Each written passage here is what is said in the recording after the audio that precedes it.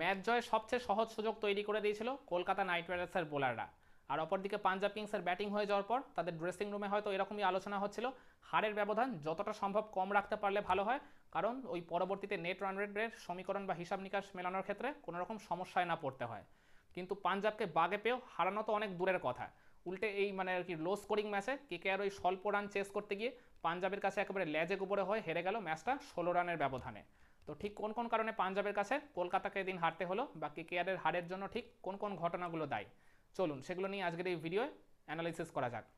তো কেকেআরের হারের কারণ হিসেবে প্রথমেই যে পয়েন্টটা উঠে আসবে সেটা হচ্ছে পাঞ্জাব কিংসের ইনিংসের থার্ড ওভার। খেয়াল করে দেখবেন বৈভব আরোরাকে ওই পার্টিকুলার ওভারটায় তাদের দুই ওপেনার প্রিয়ান সারি আর প্রভ সিমরান সিং মিলে পিটিয়ে তুললেন 20টা রান। আর ওই এক ওভারে যে 20 রান এলো ওইটার জন্যই কিন্তু তাদের ওপেনিং জুটিতে 39টা রান উঠে আসে একবারে বিদ্যুৎ গতিতে। তো ওপেনিংয়ে যখন 39 রান উঠে আসবে আর এরকম একটা লো স্কোরিং ম্যাচে, সেটা তো অনেক বড় একটা ইম্প্যাক্ট জেনারেট করবে যখন কেকেআর ম্যাচটা হারবে মাত্র 16 রানের ব্যবধানে। তো আমি মনে করি ওই থার্ড ওভারে বৈভব আরোরার 20 রান বিলিয়ে দেওয়ার জন্যই ওই আর কি ওপেনিং জুটিতে যেহেতু আর কি 39টা রান উঠে গেছে, তো এই ঘটনাটা ডেফিনেটলি কেকেআরের হারের প্রথম কারণ। আর এরপর আমায় বলতেই হবে ওই পাওয়ার প্লেয়ার মধ্যেই তো পাঞ্জাবের স্কোরটা হয়ে গেছিলো 4 উইকেটে 54, কিন্তু এরপর পঞ্চম উইকেটে ওই নেহাল ওয়াধের আর গ্লেন ম্যাক্সওয়েলের মধ্যে একটা আবার 20 রানের পার্টনারশিপ গড়ে ওঠে। যখন এই এখানে একটা 20 রানের পার্টনারশিপ গড়ে উঠবে আর কেকেআর যখন ম্যাচটা হারবে মাত্র 16 রানের ব্যবধানে, তো ডেফিনেটলি এই আর কি মাঝের এই স্বল্প দৈর্ঘ্যে 20 রানের জুটিটাও কিন্তু কেকেআরের হারের অন্যতম কারণ হিসেবে আমাকে চিহ্নিত করতেই হবে। আর এরপর আমায় বলতেই হবে ওই পাঞ্জাবের স্কোরটা একসময় হয়ে গেছিলো 8 উইকেটে 86, মনেই হচ্ছিল যে 100 নিচে তাদেরকে অল আউট করে দেওয়া যাবে, কিন্তু ওই জায়গায় শশাঙ্ক সিং আর জেভিয়ার বার্লেটের মধ্যে একটা 23 রানের জুটি গড়ে ওঠে। তো এখানেও একই কথা প্রযোজ্য, এরকম একটা লো স্কোরিং ম্যাচে এরকম 15, 20, 22, 23 এইরকম আর কি পার্টনারশিপগুলো কিন্তু খুবই ক্রুশাল হয়ে যাচ্ছে আর কি দিন শেষে। তো ওই জায়গায় যদি আর কি পাঞ্জাবকে ওই 5-6 রানের মধ্যেই জুটিটাকে ভেঙে ফেলা যেত, তাহলে কিন্তু কেকেআর ম্যাচটা জিতে গেলেও যেতে পারতো। তো ওই নবম উইকেটে ওই আর কি 23 রানের জুটিটা কিন্তু কেকেআরের হারের অন্যতম কারণ হিসেবে আমাকে তুলে ধরতেই হবে। আর এরপর আমি বলবো কেকেআর যখন রানটা চেস করতে নামলো তাদের দুই ওপেনারের চরম ব্যর্থতা।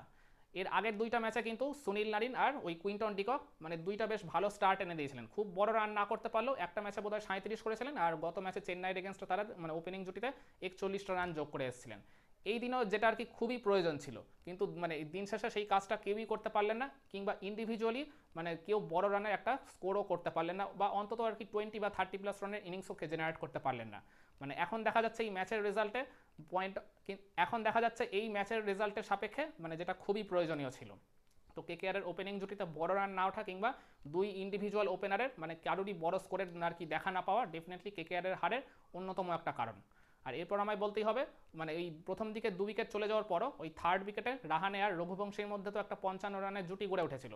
ওই পার্টনারশিপটা যখন ওই ইউজি চাহাল ভাঙলেন ওই রাহানেকে আর কি এলবিডাব্লিউ করে, রাহানে ওই জায়গায় রিভিউটা আর কি নেননি। রাহানে যদি রিভিউটা নিতেন তাহলে ডেফিনেটলি তিনি ওই জায়গায় সার্ভাইভ করতেন, তাহলে আমার মনে হয় না যে কেকেআরের ইনিংসে এরকম ভয়াবহ পরবর্তীতে ব্যাটিং বিপর্যয়টা হতো।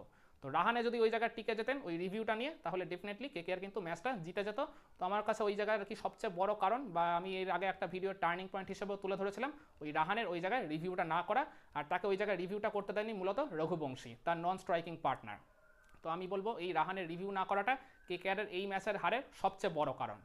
আর এরপর আমায় বলতেই হবে ওই রঘুবংশী আউট হওয়ার আগে পর্যন্ত কেকেআরের স্কোরটা ছিল 3 উইকেটে 72, কিন্তু অল অফ আ সাডেন দেখা গেল এর পরবর্তী আড়াই ওভারের মধ্যেই কেকেআরের স্কোরটা হয়ে গেল 8 উইকেটে 79। এই মাঝে 7 রানের মধ্যে তারা যে 5-5টা গুরুত্বপূর্ণ উইকেট হারিয়ে ফেললো, বলতে পারেন কেকেআরের মিডিল অর্ডার আর লোয়ার মিডিল অর্ডার একেবারে ঝরঝর করে ভেঙে পড়লো। এইটা ডেফিনেটলি কেকেআরের এই ম্যাচের হারের অন্যতম বড় কারণ। আর এরপর বলতে হবে ওই পাঞ্জাব কিংসের লেগ স্পিনার ইউজি চাহালের ওই দুর্দান্ত স্পেলটার কথা। প্রথম ওভারে তিনি এসে ওই রাহানেকে ফিরিয়ে ওই রাহানে আর রঘুবংশীর মধ্যেকার 55 রানের পার্টনারশিপটা ভেঙে দিয়েছিলেন। এর পরের ওভারে তিনি বোলিংয়ে এসে রঘুবংশীর উইকেট তুলে নিয়েছিলেন, আর তার নিজের ব্যক্তিগত তৃতীয় ওভারে এসে তিনি আরও 2টা উইকেট তুলে নিয়ে কেকেআরের ওই মিডিল আর লোয়ার মিডিল অর্ডার, যেটা আমি বলছিলাম ওই মাঝের 7 রানের মধ্যে 5 উইকেট খুঁয়ে ফেলেছিল কেকেআর, এই আর কি ব্যাটিং বিপর্যয়ের জন্য সবচেয়ে আর কি মূল কারণ ছিলেন এই ইউজবেন্দ্র চাহাল। তো ইউজি চাহালের ওই আর কি দুর্ধর্ষ বোলিং স্পেলটাও কেকেআরের এই ম্যাচের হারের অন্যতম বড় কারণ।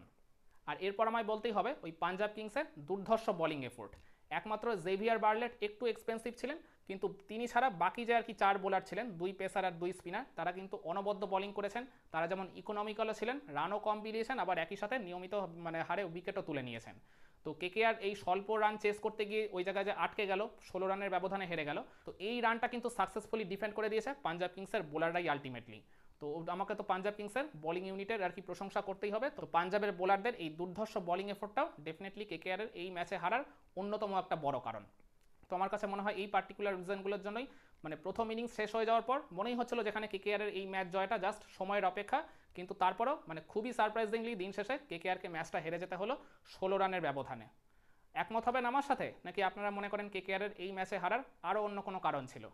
কমেন্ট করে আপনার মতামতটা জানাতে পারেন।